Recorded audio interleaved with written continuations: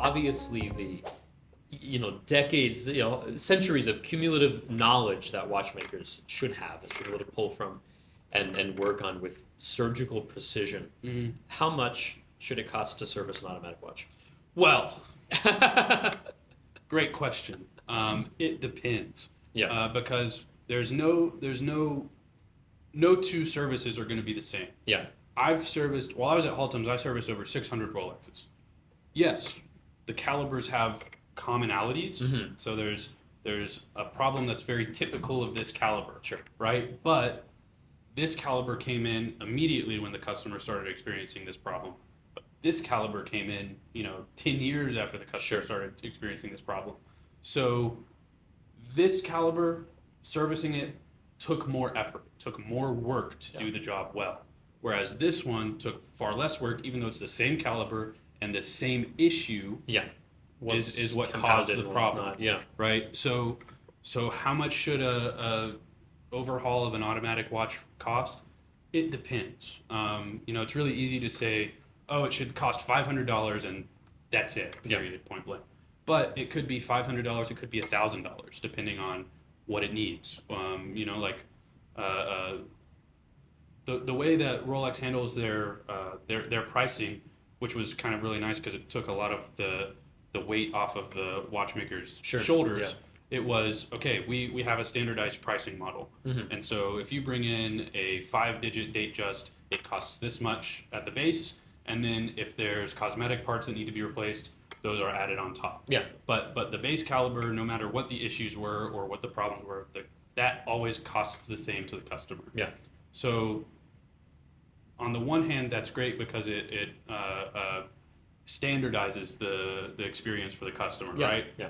But on the other hand, for the watchmaker, I'm spending, 2 times as long servicing this movement than I am on this movement. You're getting paid the same. And then we're charging the customer the same. Yeah. So to me, standardized pricing is hard. It's really hard to say what exactly it should cost without breaking the movement down and seeing what the issues are and so then what it needs. Do you think then that we should totally just restructure the whole model of how watchmakers get paid? Would it by that logic then would it not be just more beneficial to if I bring my Speedmaster to a watchmaker and I say, hey, the chronograph is stopping at 20 seconds, and then he says, okay, I'm not gonna then take the watch for a week, diagnose it, and then come back with the exact quote from and that's generally what most watchmakers do, right? So now when I'm taking in a watch at my personal workshop, because I do work outside of here to just keep my skills up and get more experience on different calibers. What I'll do is when a customer asks me, how much it's going to cost to service X watch, I say, it'll be somewhere in the ballpark of X, right? Yeah. But I can't give you a real estimate until I have the watch in hand. Yeah, from the independent side, but I mean from the retail side.